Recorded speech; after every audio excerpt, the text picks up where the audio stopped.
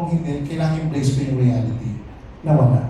So, sana ko, nabubuhay ako araw-araw na kasama ko, Panginoon.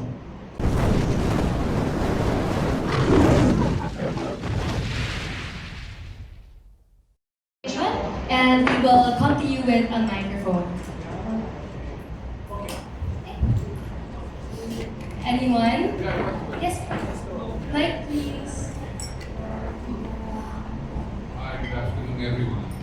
Good afternoon. Nestor from Manila, Philippines, and Tempo. I know that yung Madrasta has been in the can for some time. Bakit natagalan ng palabas mo? Madrasta. Direct ikaw na sumunod.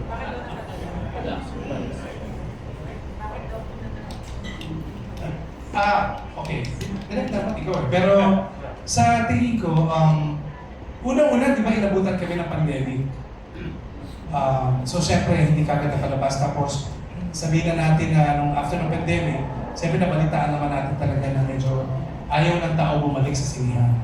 So we really had a difficult time to think kung kailan dapat ipalabas. So marami silang isip na play dates. And so in other words, to cut the story short, we tried their best kung isipin kung kailan talaga ipalabas.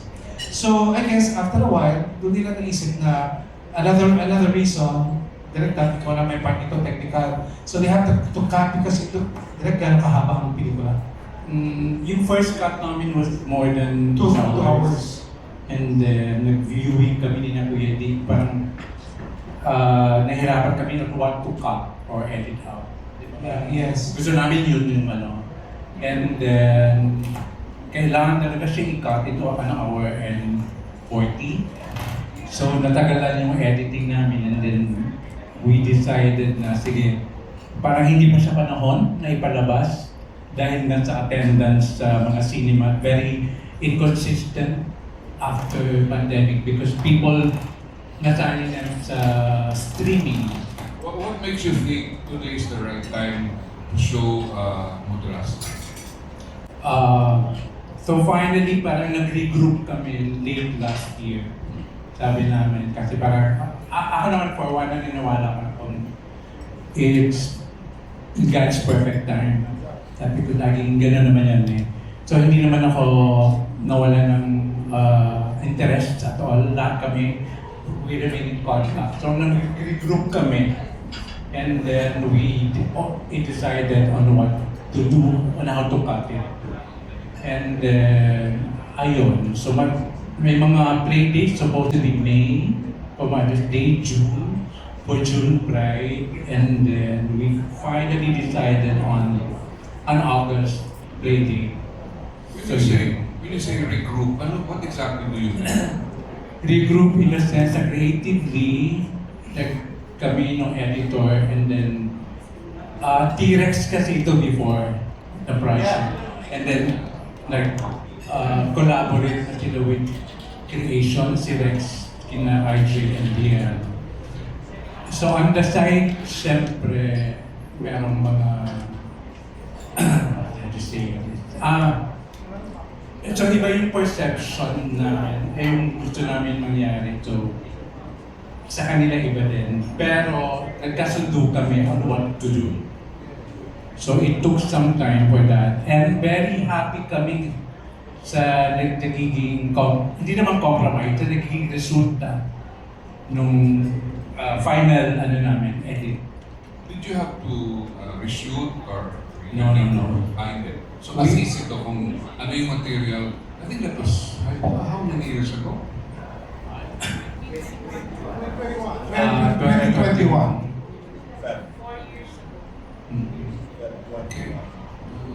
So from 2021 to 2024, maraming nangyari na sa industry and all. Yeah. Nakita ko yung video kanina tungkol sa growth development ni Roderick as a gay icon on cinema, in cinema.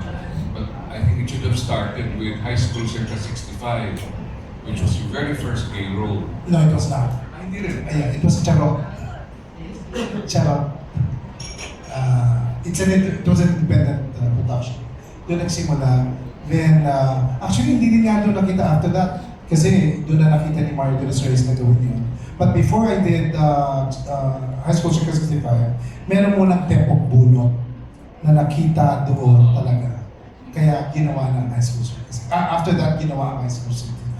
Sorry, ginawa High School 65 at ginawa ang tepok bunot. Nagsunod-sunod na after that.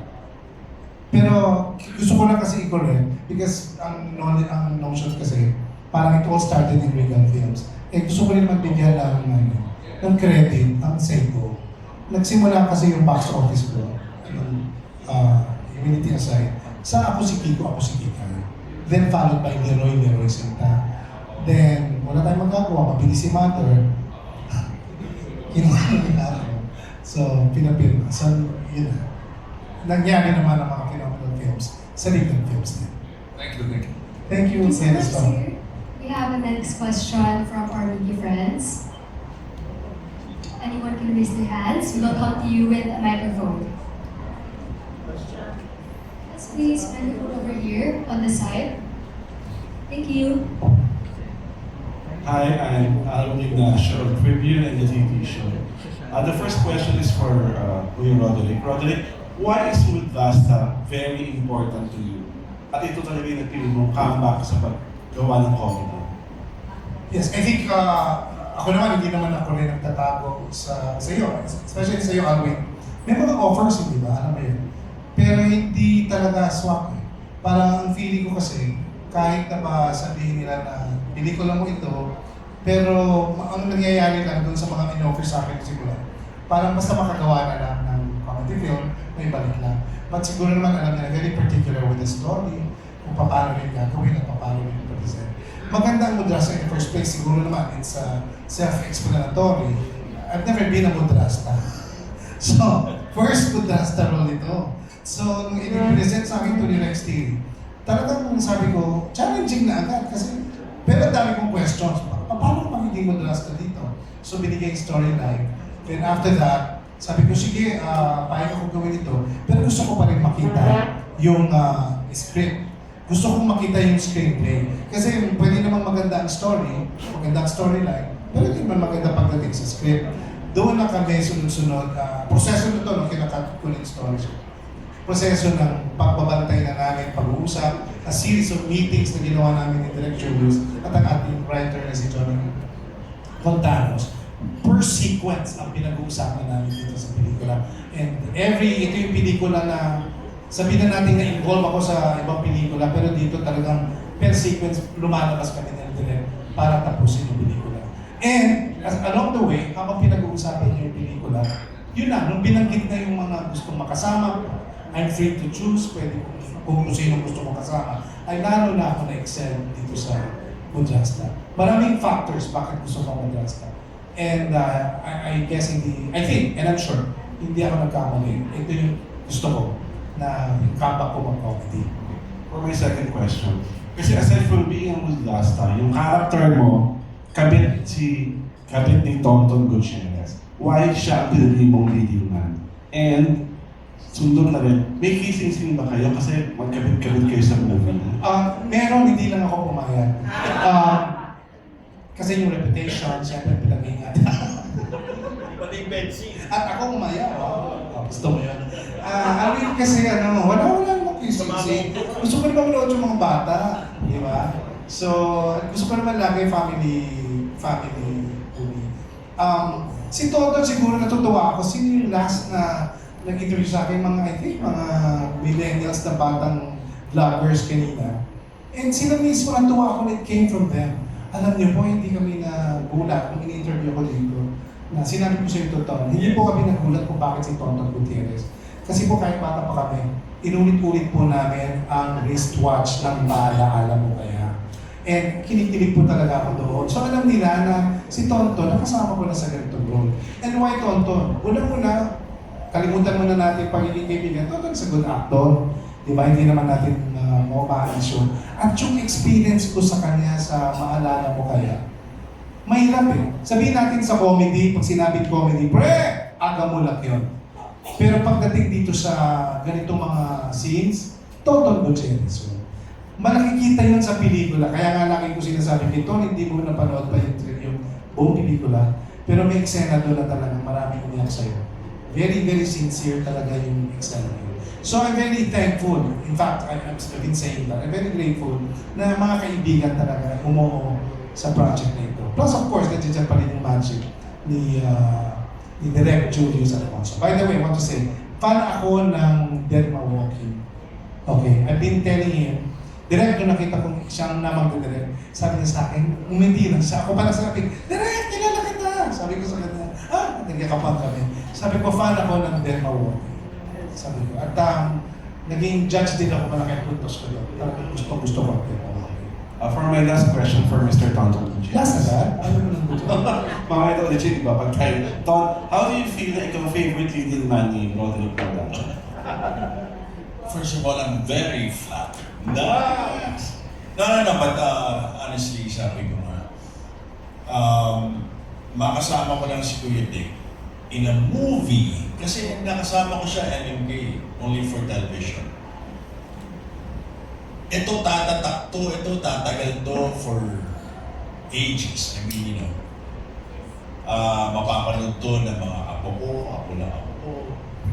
Kasama ko si Roderick Paulate. Nag-iisa, the OG. At totoong isa sa mga hari ng komedya. So, unang-una, well, I'm thankful that kung ano yung mga sinabi niya sa akin, tungkol sa akin kanina. I'm really thankful. Maraming salamat, Kuya Dick. Maraming salamat that he chose me to be a part of this movie. It's an honor. Nire-rehearse nyo pa ba yung pakilig? I'm sorry? Nire-rehearse nyo pa ba yung pakilig? Wala. Spontaneous yun eh. Spontaneous. Diretso lang. Okay, thank you. Kami kasi diretso na, kumbaga may experience na kami. Sabi ni TV show, di ba? Ito nga meron akong ginawa sa kanya sa MMK. Ikaw naman ngayon Ikaw naman kwento mas maganda yung kwento mo. Hindi kasi si Ton, talagang walang parang ang sarap mong kasama. Kasi wala siyang arte-arte talaga. Kumbaga, kung ano yung dapat, ano yung nararapat sa eksena, kung kulang, dadagdagan niya. So yung ginawa namin yung wristwatch, may eksena doon kasi na nagkahiwalay na kami. Kasi nahuli na siya ni Yuri Valdez. So kailangan na kami maghiwalay. So alam ko hindi na kami makikita. Kaya lang naging tradition na sa nanay niya, na kapag birthday ko, nandoon ang friends ko at nandoon din ang mami niya. So, pero hindi ko na siya na-expect. So, one time, binibigay na yung, I remember pa si Ranay pa yung artista na kami. Binigay niya sa akin yung cake. So, nung ibibigay niya sa akin yung cake, may kumatok, binuksan ang pinto. Pagbukas ng pinto, si Tonton yun. Ang blocking, bago tayo pumunta sa tape, ang blocking nun, makikita ko siya at halos maiiyak ako sa dibdib niya. Which is, nasa TV yun. Yung naninikip na gusto nang i-direct masikip lang sa dibdib. Hindi gano'n. Iyak na gano'n lang. So yun lang ang i-rehearse namin. Ni Wendy Ramos. So katapos ng take. Pag take na gano'n, na, malik na lahat, happy birthday. Bubukas yung pinto. Dumating si Tom. Tapos sabi niya sa akin, happy birthday. Ang blocking is, nakatingin ako sa akin. Salamat. Okay. Nung tiniikot na ako, hindi ako nakaiikot. Hinalikan niya ako dito sa lips. Okay? So, ibig sabihin, yung gusto ni Will, yung pagkaling sa akin, kinlos, medyo ko lang, bilaki na nila yun. Kasi yung mukha ko talaga doon na, parang sa script yun, pero nag-register kay Will na parang yun ang gusto kong makuha. So, malaking tulong yun. Hindi naman po sa pagyayabang. Yun yung second award ko sa Best Actor in Asia. So, nag-deliver naman yun. And I'm very proud na yun yung eksena namin. Si Tonton siya nagpo-push na mga eksena. Matapang. Ako ngayon duwag pa ako pa yung patawa-tawa pa Pero gagawin niya kung what will help the scene. That's why hindi ko makalimutan. Okay. Ikaw nagsasalita. Hindi nagtagpulan. Sige. Tapos na. And then nag-usap din kami ni Direk Gwen. Sabi niya, Tayo sila pala yun. kiss mo siya. Security. Oh, sige. Saan? Sa lips. Oh, sige. Pero ayaw nila Huwag natin sabihin. Basta, gawin mo lang. Oh, sige, Direk. Okay. Yun na. Nung pag-take kita ko yung reaction talaga niya. Kasi iniisip ko, di ba yung LCD, baka, pwede ba yun? Pero in-approve ah. Approve yun. Smart lang naman, smart. Smart lang. Parang ano lang, front with kids. Pre. Okay lang yun. Ano ba naman yun? Kiss lang yan. So, iba talaga yung energy na naibibigay ni Kuya Dick sa ni Tonton into the roles, no? As Enrique and Becky. Parang ano na eh, parang init na sa kanila yung gano'n, wala nang awkward and all. At ang pinaka-surreal doon, kasi sa mga eksena nila, yung mga linyang binibitawan nila ay true to life. Kanino lang yan eh? Based on my experience. So, watching them do it sa mga eksena, parang, ayun nga, ramdam na ramdam ko. At alam ko mararamdaman din ng audience kung ano yun. So, yun. Maganda yung mga lines. Ang ibig sabihin lang ni Direk, hindi niya madiretso. Ibig sabihin yung mga dialogue kasi namin doon, hindi lang basta line na inimbento, may pinanggalingan. At nangyari. Okay. Kaya pag dinidirect ni Direk Julius yung eksena namin na basta yung mayroong nalaman sa ating dalawa, talaga yung pagbato ng dialogue, nang pati si Direk kinikilig kasi siya yung nagsabi na. Totoong buo. Diba? Si Wendy naman Diramas, may mga ganun turo sa akin ng mga linya. Kung hindi sinabi ko yan, gandaan mo ang delivery. Yung mga ganun. So nakakatulong. At the same time, pagkamada mo na yung artista, mas madaling gawin yung eksena. Miss? Yes, our next question, please. Mike, please over here.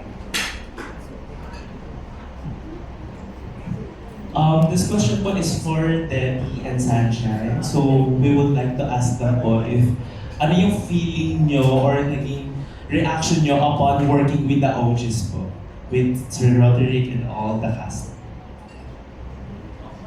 Hello po, good afternoon po. Ako po pala si Lenny Grace. Gusto ko lang po pakilala. First of all, malaki po yung pagpapasalamat ko po kay Direk. Si Direk po talaga yung nagbigay sa akin ng opportunity para makasama po ko sa pelikulang ito.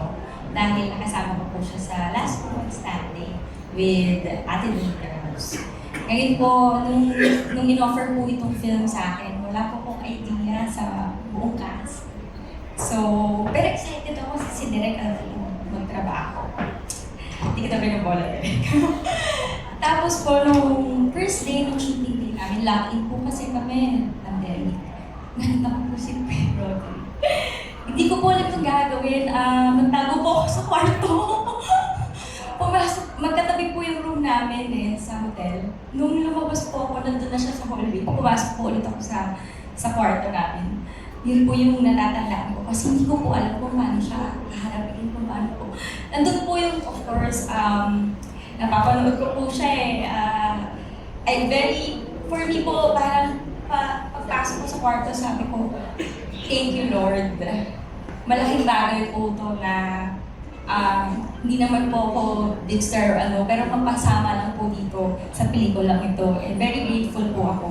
Lalo na po yung maka-eksena po sila Kuya Dick, si Tita Carly at si Kuya Tony po. So thank you so much po na nakasama ako sa pelikulang ito. Hello po, Sunshine Shudo. Ako naman, sobrang grateful din ako kasi katuparan ng pangarap ko na makatrabaho ko si Kuya Dick. And then, I was able to work with other actors na mga batikan na magagaling na. And my God, so much words of wisdom from these people. Me as a bagets in the industry, no, marami ako natututunan sa kanila, una-una po sa disiplina. Yun, kaya sobrang grateful po ako. Okay, thank you so much, Ms. Sunshine and Ms. Debbie. We have our next question over here in the middle.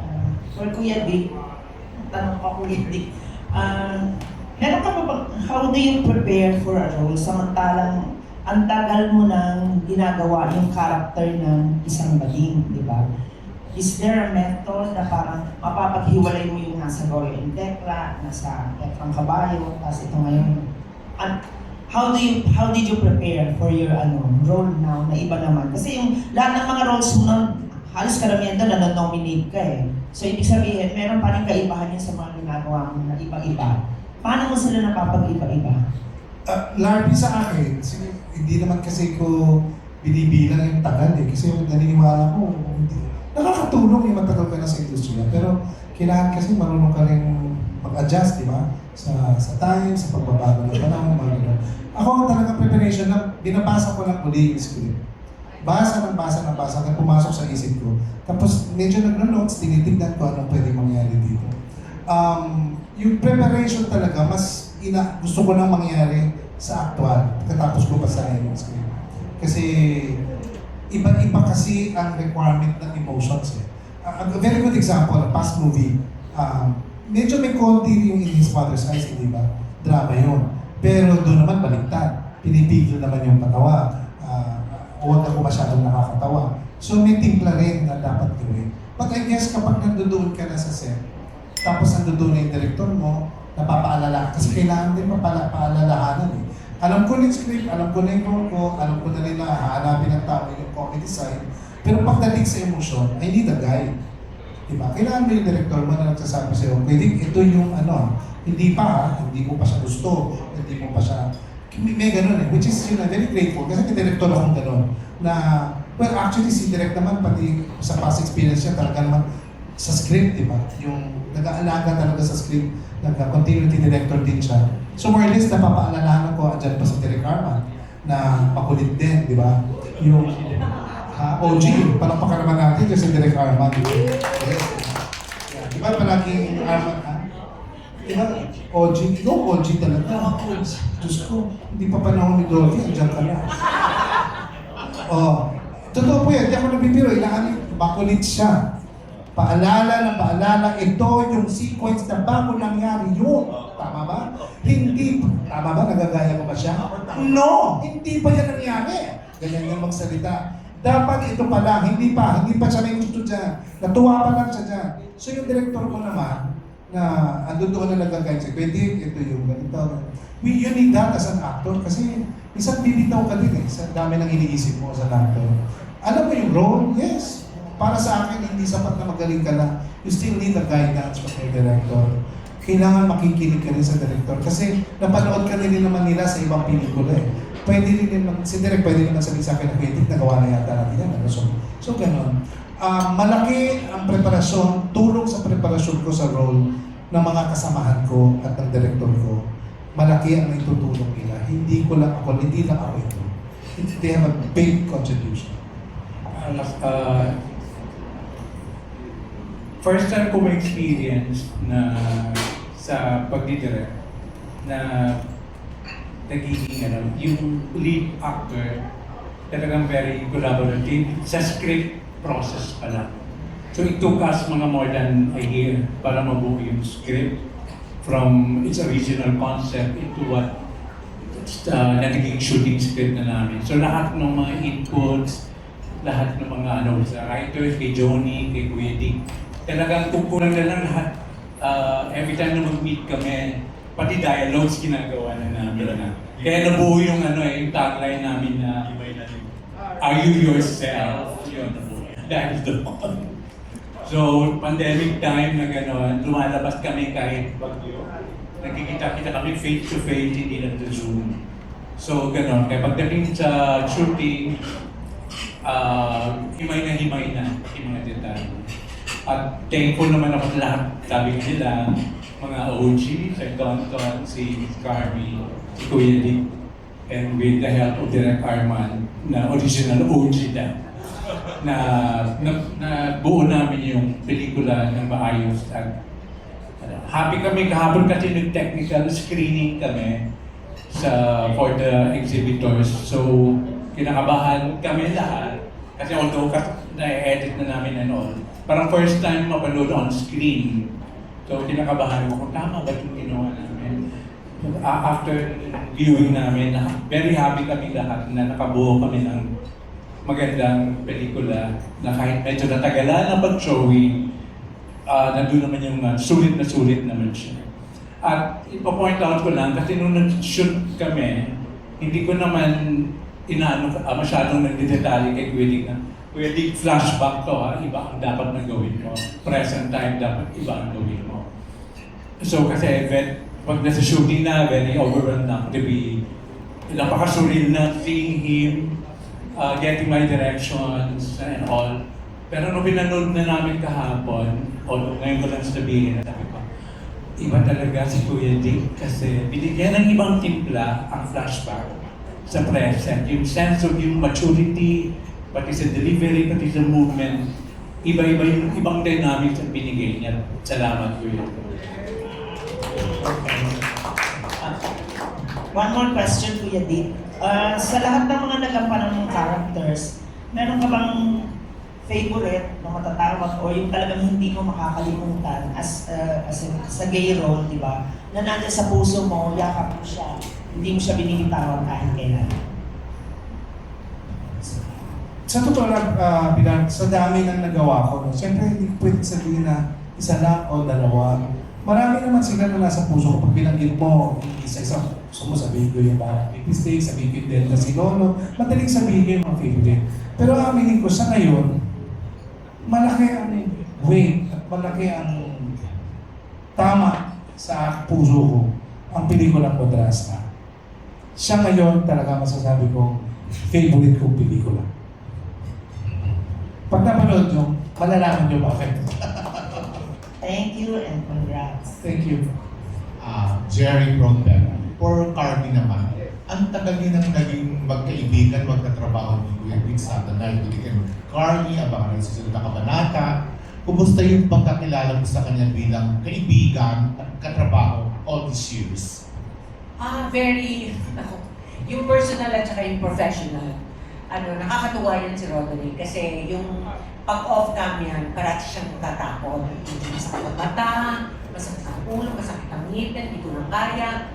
Pero pagka nag-on sa camera, he will give his best and he will nail it. Katulad dito, napanood ko yung pelikula kahapon, sinabi ko sa kanya, katabi ko, hawak ako ng hawak sa kanya, grabe ka talaga. Ang swabe nung takbo ng drama mo, tong comedy.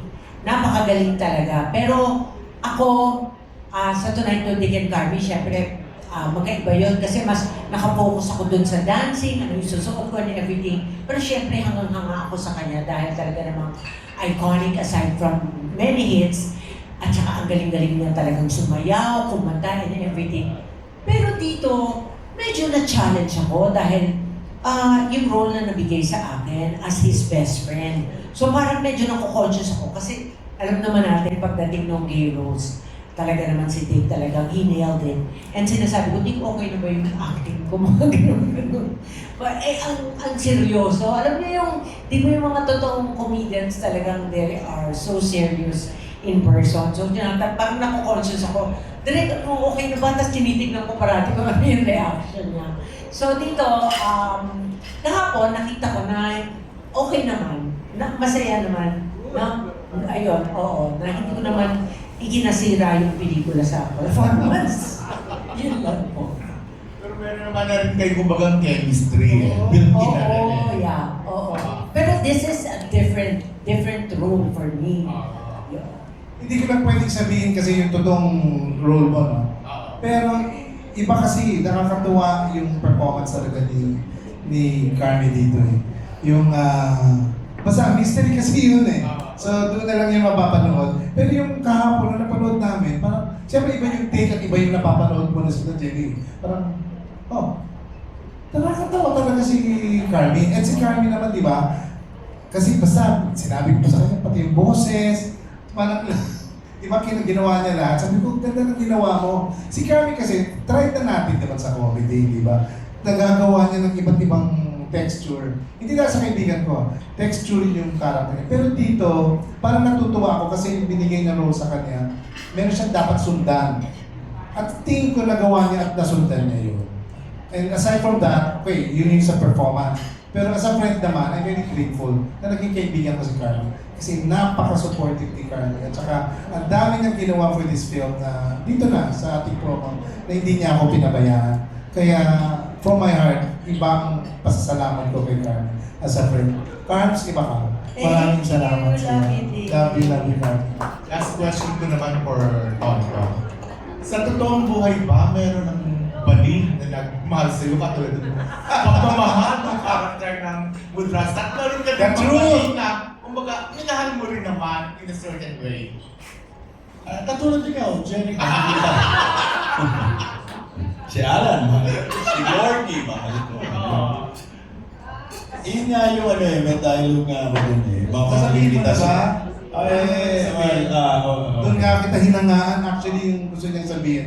Pero siguro naman mapapanood din niya naman. Sana mapanoorin niya. Tuga nga, nood kayo. Hindi, meron ako talaga hinangaan. Kami na, pati si Miss Lee, yung aming director of photography. Sinabi niya na iyak siya kay Tom na nung deliver niya yung ano yun. Yun yung delivery mo direct? Pareho ba? Nakuha ba ni Tom na gusto mong delivery? Direct ka. Sinabi ba sa'yo o ikaw ang Siya nagsabi? nagsabi. Siya Pareho. sabi. May line na line mo. Line ko. Line din na line. So, line mo ano, sinabi sa'yo. Tapos, meron ka rin line. Wala sa sinabi trailer, no? Gusto ko sana gawin sa kanya, pero wala sa trailer. Saka. Hindi, basta meron lang doon na, ano, na inalam ko lang ko, mahal mo ako. Parang Yung sagot ni Tonto na naabangan ko doon. At yung sagot niya, tama. Hindi ko alam kung paano ipaliwanag. Alam mo yung sa pagkatao niya, sa role niya, yung as Enrique, tama yung sagot niya tungkol sa pagmamahal. Dahil sa excellent yun, Yes. sa portrayal ni Ton, with a particular scene, maintindihan ng lahat Correct. kung bakit niya gustong magiging Mudrasta si Becky for Elmo and Artie. Parang ganun.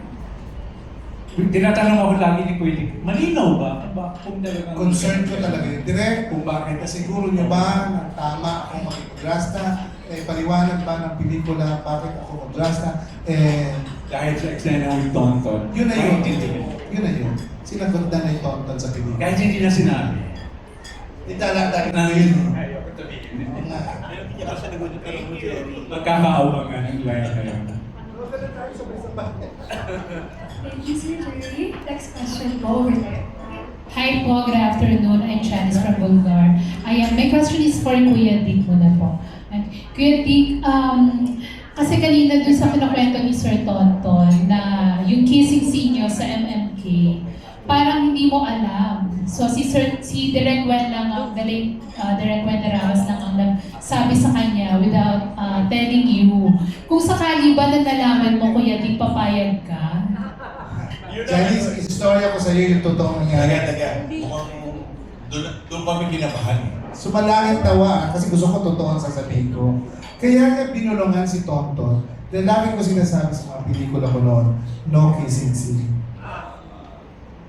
Ayoko. Kasi nga, gusto ko, fan na, ang theory ko sa sarili ko noon, papatawa, masaya lang, pang-family, gusto ko ang mga bata manonood. So, kahit kay mother, sinabi ko, mother, kahit anong mangyari, gusto kong manonood mga bata.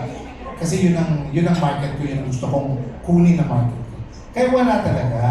Pero doon, hindi, sasabihin ko sana, nagustuhan ko naman eh.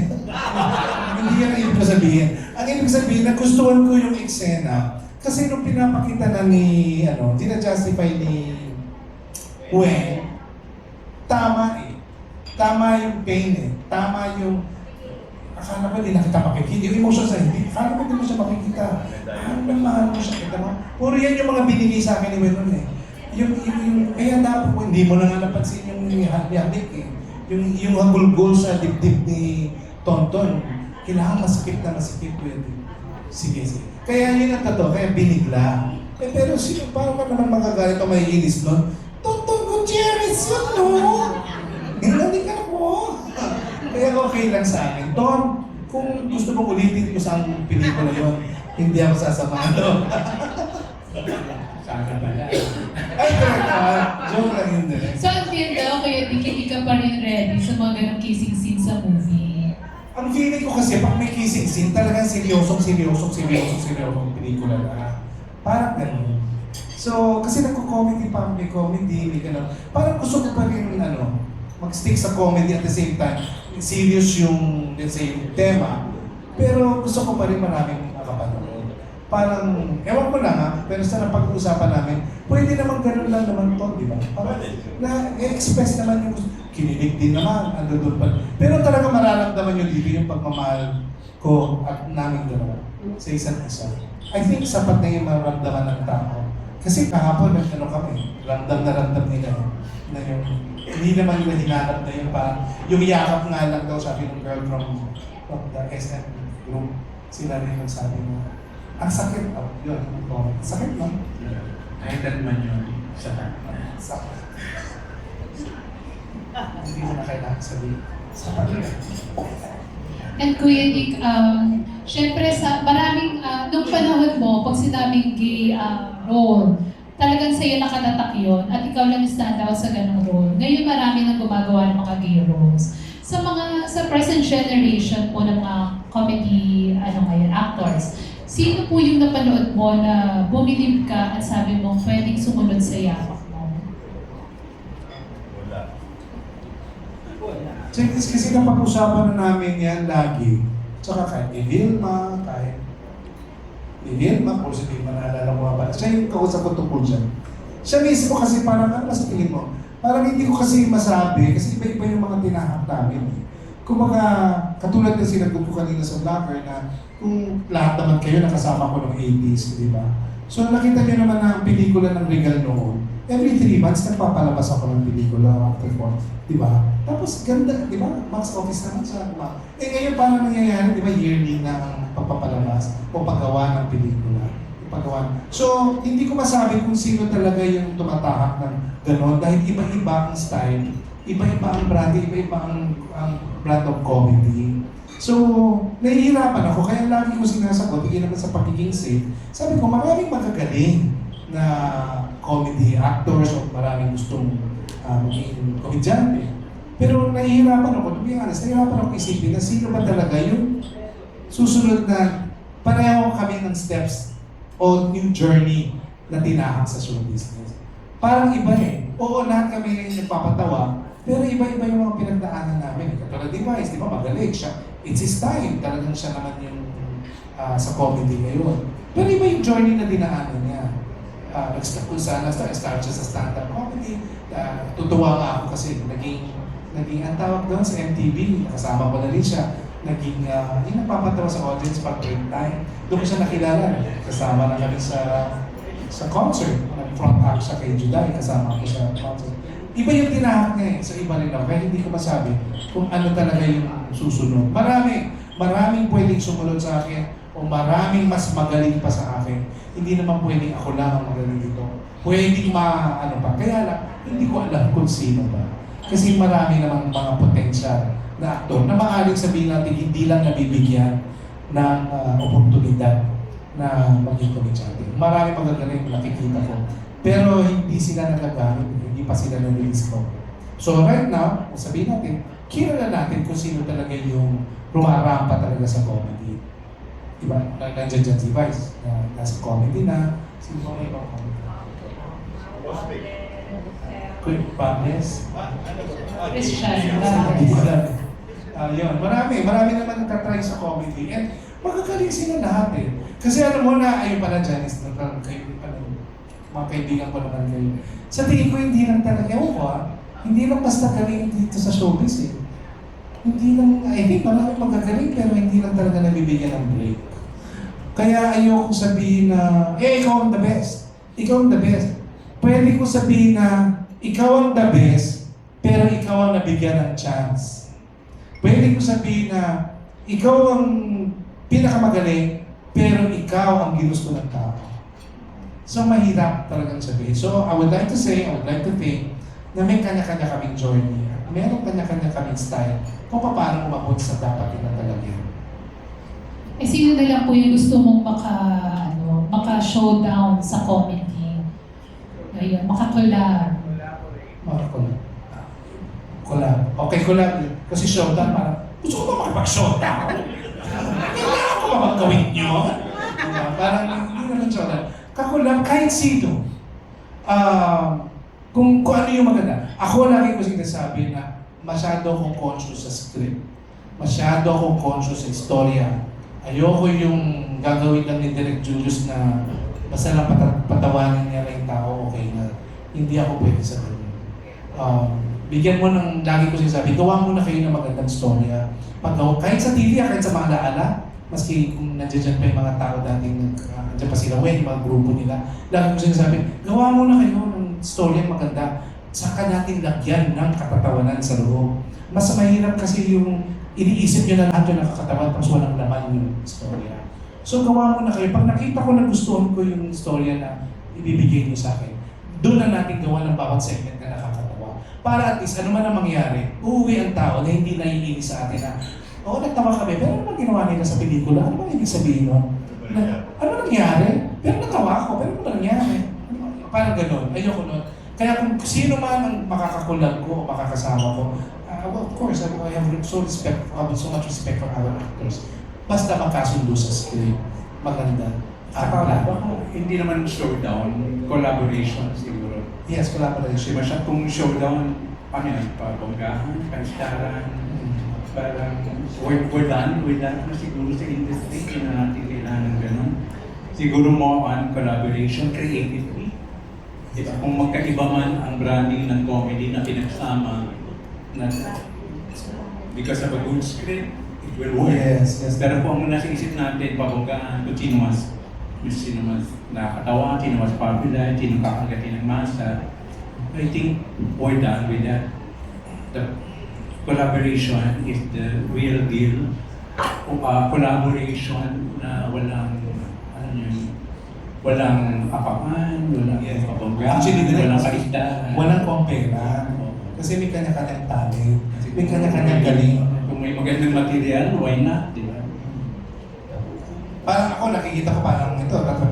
Sample ko lang din. Bigyan mo ko ng comedy na acting, itong ginagawa ko yun. Kaya ko yun. Diba? Kasi drama, pwede, comedy, drama, magagawa ko yun. Meron akong alam na hindi alam ng iba.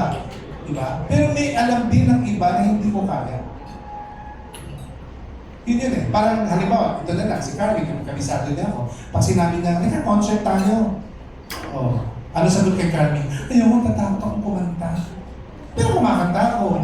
Pero takot akong kumanta. Carly, huwag na lang ako. Kakakuha ka na lang ng iba. O sino rin? Yun ang ibig ko sabihin, hindi kami pare-pare. Meron akong alam na galing ko na hindi nila alam. At meron din silang alam na hindi ko rin alam. So ibig sabihin, may kanya-kanya kaming paglaban. Alam ni Carly, ang mga nervous ako kumanta, nervous ako sa... Alam naman nilang lahat marunong ka kumanta. Ang hindi nila alam, marami kang takot. Pero pag nandiyan na yung katulad noon, meron kaming contest na sayaw.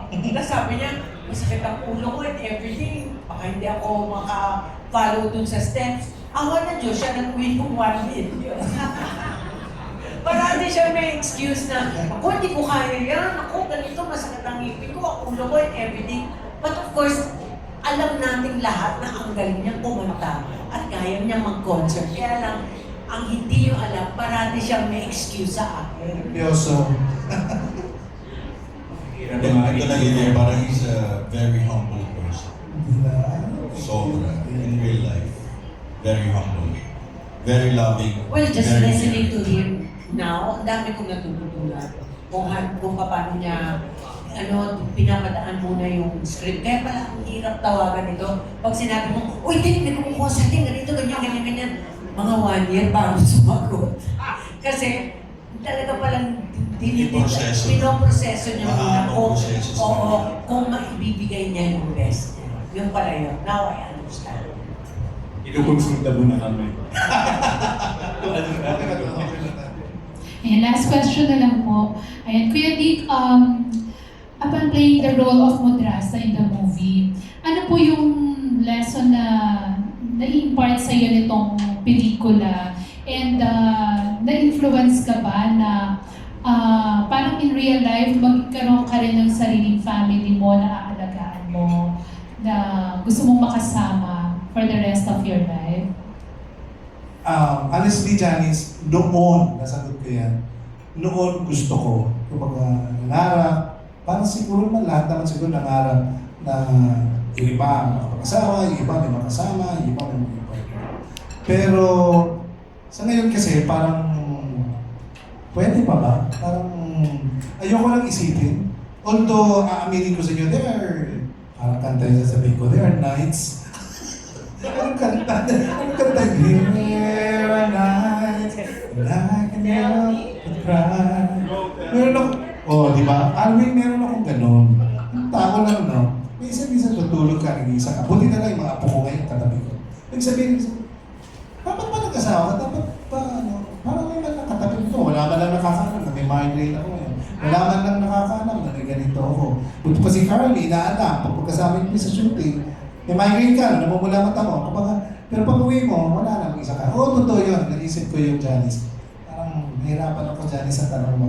Pero, ako talaga. Ngayon, parang hindi na. Parang, in-embrace ko na yung buhay na pwede ako mag-isa pa hindi.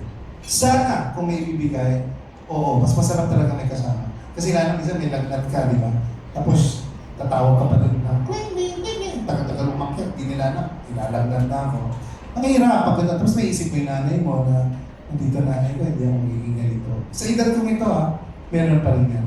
Pero kailangan kasi tanggapin at embrace mo yung thought at yung reality na pwedeng wala. Diba? Ang importante doon, gawin mo masaya ang buhay mo. Diba? Tapos yung pananampalataya mo, kailangan meron kang source. Kaya maski doon sa interview nakalimutan ko sa akin. Sinagot, okay, isang vlog na interview ko. Ang sinagot ko, may talagang taong walang Diyos. Kailangan talaga ng Diyos. Pero nag-guide, meron kang minamahal, meron kang kinakatakutan, yung nag-guide sa'yo. Kasi kung wala ka nun, parang ang hirap lalong mag-isa. So, ang sagot ko dyan, ngayon okay ako. Pag nalulungkot ako, tawag lang ako. Dasal lang ako. Pag may sitwasyon na may nangyayari, tawag lang ako. Kasi let's face it, wala naman ako ibang tatatakbuhan. Wala naman ako ibang makakapitan. Kundi ang Panginoon, di ba? Lalo na, coming from my heart, alam niyo naman nag-iisa na ako sa buhay. Salamat, may po akong dinadala sa akin, pero naiinis ako pag aalis na ng Sunday. Parang gano'n. So, sana, yung may partner, kaya lang po kung hindi, kailangan embrace ko yung reality na wala. So, sana ko, nabubuhay ako araw-araw na kasama ko, Panginoon. Siya na lang yung bahala sa akin kung anong gusto niya sa akin. I have no choice, I have to entrust my life to Him. Okay, thank you. Thank you, Janice. Janice, naman yung puso ko eh. Paiyak ka ako, sige ka. Okay, we have time for one last question po. Yes. Okay, hello, Mr. Robert from the Manila Bulletin. You have portrayed the role successfully over the years, pero was there a time na nag-turn down ka or nag-reject ka ng role? Robert, good question. Recently na I did. Pwede i-share? Bakit hindi? Hindi ko pwede sabihin. Sige, sige. I think you... Pero bakit na lang? Bakit mo tinurn down? Hindi ko magagawa. Sa tingin ko hindi ko makaperform. Hindi ako magaling. Hindi ko magagalingan. That's why, yung iba parang sayang, nahilahin lang ako na wala akong makukontribute. Bakit may word na walang saysay? Hindi naman, no? Yung parang walang saysay yung existence ko to. Magiging palamuti lang or dahil lang marunong ako mag-comedy, so gano'n. Madami yun, ha? Good question, Robert. Madami akong nahindihan na comedy. Kung tutusin, kailangan ko din naman ng pera, di ba? Dapat inuuwan ko na lahat yun. Hindi ka inayang. Nangayang ako sa bayan, oo. Makabakang totoo ako. Diba? Sayang din yun. Enrollment din ng mga apo ko yun, di ba? Makakatulong din sa bata. Pero hindi naman pwede sayangin ko lang yung journey mo na tinahak mo sa industriya tapos sisirain mo dahil kailangan mo lang ito. Parang kung kaya mo pa naman magtiis ka. Basta tama lang, di ba? Hindi ka naman pababayaan ng Diyos eh. Pero yung dahil na lang doon, ginawa mo na lang. Tapos sasabihin nila, Junardo na, bakit naman ang ginawa niya doon? Di ba? Pipin ko sa lalo na sila Alway, di ba? Yung mga, Escabera dyan. So, pinera-pera ko na lang. Hindi. Pero, Tama, naasasabi ko siya, nahinayang talaga ako. Kasi pwede naman pikit mata na, gawin na natin ito, bigs na ito. Yung iba na mga hinindihan ko, sinabi ko naman kay Direk. Nagko-consult naman ako sa ito. So ko Direk, hindi ko tinanggap. Okay lang, hindi mo feel. Sabi ko, Direk. Ginaya ko siya, paano niya sinabi sa akin, okay lang, kung di mo feel. Okay, nagbabalik pelikula. Di ba? Kasi Direk, yun. Pero nakakahinayang talaga. Nagbabalik pelikula ka ulit. So, any dream project or role na at this point gusto mo sana? Good question. Kasi, sinagot ko kanina, alam mo, nakakapagtaka, wala akong maisip na gano'n. Yung, ang gusto ko maging ganito, itong next role ko, I'm very blessed yung pagdating dyan na, kagaya nito, hindi ko naisip na maging mudrasa sa pelikula. So, parang binato lang, ewan ko, parang sinabi lang ni Lord, yan, dapat gawin mo yan. O ito, hindi yan mo, gano'n. Hindi ko maisip na, gusto ko naman yung lawyer ako, o aktivista ako. Wala akong gano'n. Kung ano lang yung dumating, kasi naniniwala naman ako kung ano yung dumating, tapos naramdaman mo, pwede mo naman i-enhance yun pag alam mo may magagawa ka pa. Tapos collaborative pa yung director, yung producer, pwede open. It's better. Okay, last question. Thank you, Mr. Roderick. Thank you. Last question, Miss Carmi. Miss Carmi, ang tagal nyo na magkaibigan ni Mr. Roderick. Was there a time na parang naramdaman mo parang more than friends na yung relationship niyo? Wow! Dumating ba sa point na Naramdam ka ba sa akin? Sobra yung, kanina nga, agapela, diba? Ano yung sinabi niya? Ano na? Agape love. Yung ano talaga, yung pagmamahal namin sa isa't isa is more than sa pagiging mag-asawa. But, wala lang sex, diba? Kaya agape love. Oo. Sobrang respeto namin sa isa't isa. At saka talagang natutuwa ako na kasi malaki ang siya ang namimili ng isasama niya sa movie na somehow nasama rin ako dito at nabigyan ako ng chance na magawa ang isang very challenging role for me na kasama ang isang Roderick Paulate. Thank you and congratulations po. Thank you so much, Sir Robert. Thank you so much to our media friends for your questions. Now we'll go to our photo ops with our cast first. May request